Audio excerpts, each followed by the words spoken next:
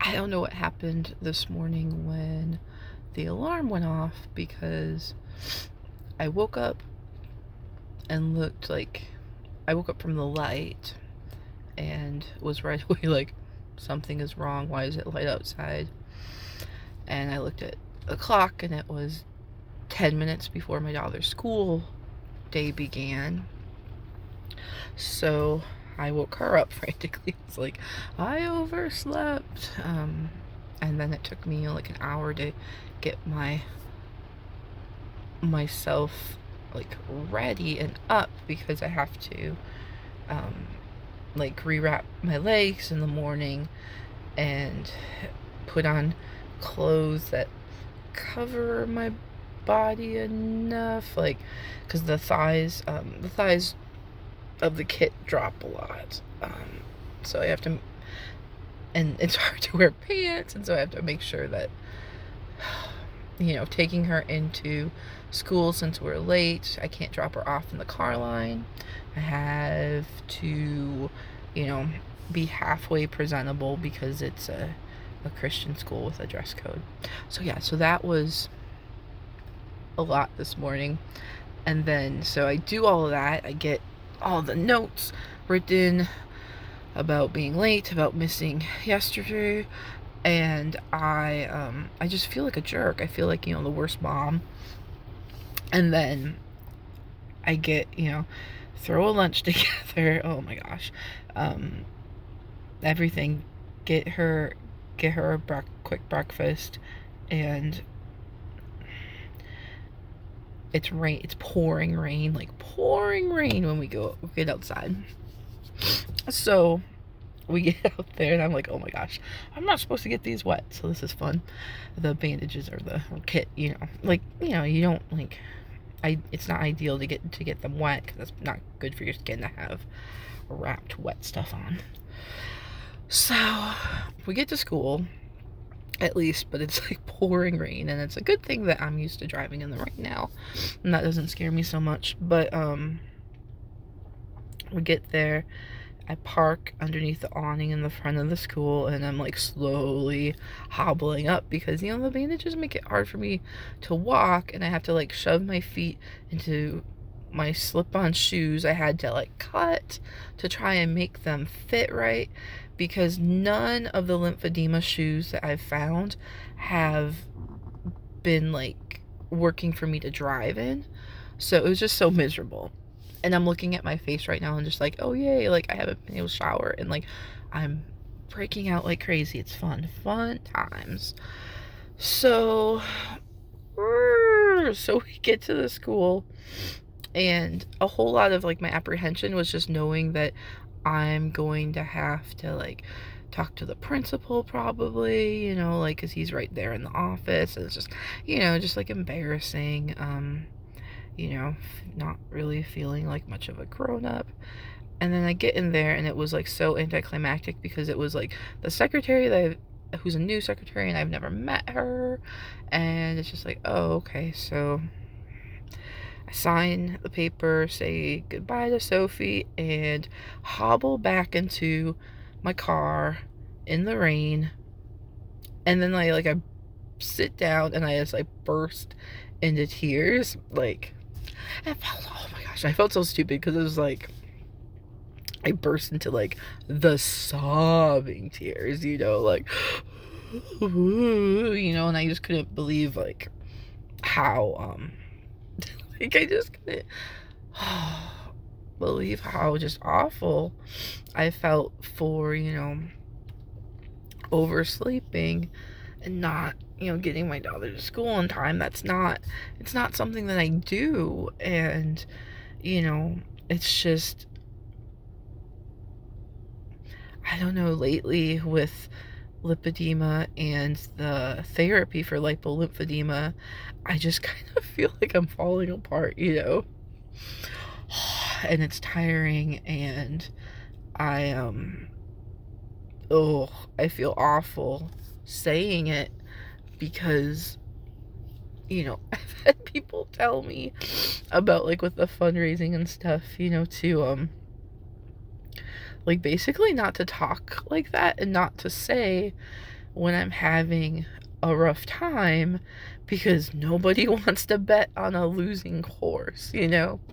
And I'm just like, oh my goodness. Like, I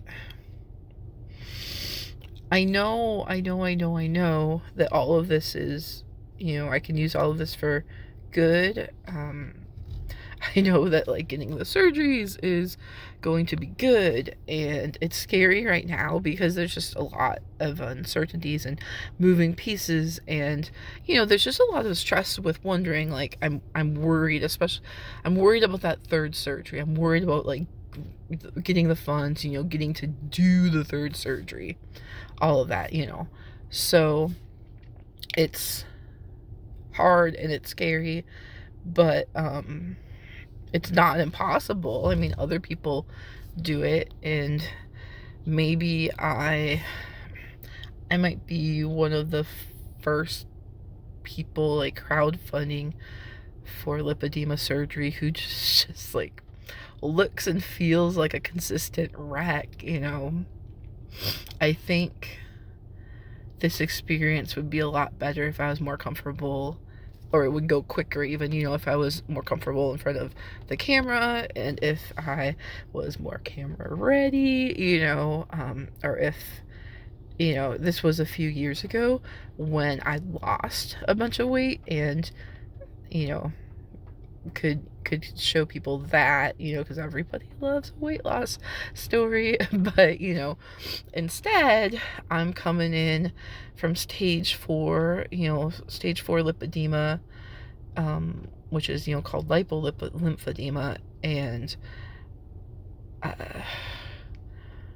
most people in my life, and most people, familiar with my writing work at this point, like, don't actually know me from the old days when, I was much smaller and much more confident and much less tired,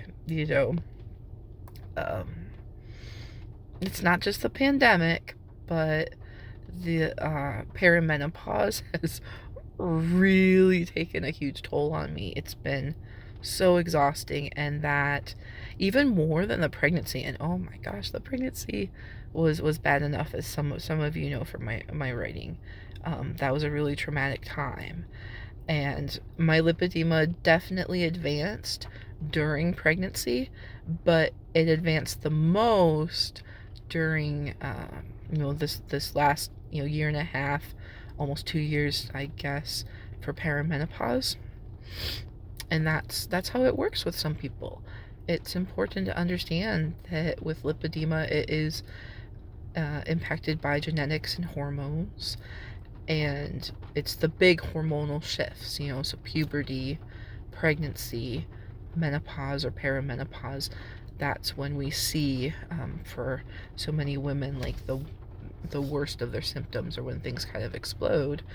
And yeah, it really exploded for me. So I don't know, folks, it's been a week. It's really been something lately. I wasn't prepared for the way that lymphedema therapy was just gonna suck the life out of me. I miss my mom, which is weird. She wasn't really super nice, but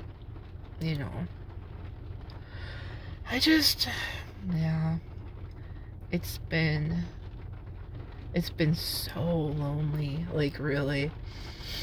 And it's been hard to, like, verbalize, like, how lonely the fundraising and everything feels, or just, how silly I feel through all of it.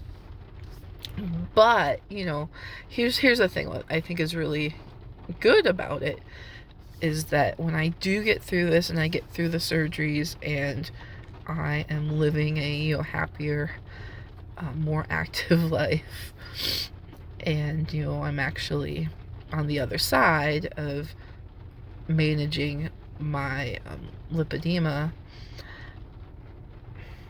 I think all of the really bad experiences I've had, all of the loneliness and the cruel comments, and then, of course, all the good stuff, the people who surprise you, the people who are way, way, way too generous, the people who pull through for you, who, it's like they're not your family, they're not, they're people who care about you, even if you've never met them and things. It's just, it gives you a different kind of perspective. And I know that all of these experiences are going to help me so much for helping women down the line. Like, I really think that this is something we could do.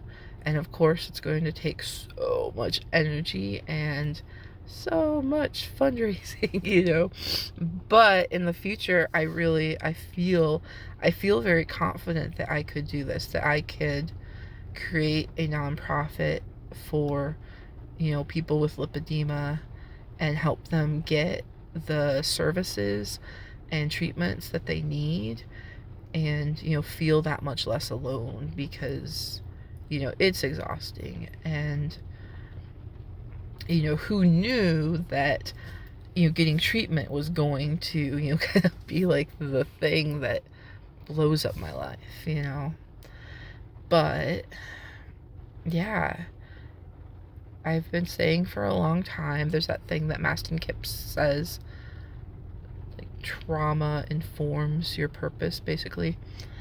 And I think this is another case of that, I've been through a lot of trauma in my life, and battling lipedema, for almost 30 years has generally been traumatic, but I'm very, very confident, even on my lowest days, that I can take that trauma and use it for good. So thank you for everyone who has stayed with me this far. Thank you for sharing. You can share my videos, you can share my GoFundMe, you can share, any of my writing. Just thank you for, sharing what I'm doing, because I know that it's not just going to make a difference for me and Sophie, it's going to make a difference for so many other people too. Take care, and may we all have better days ahead.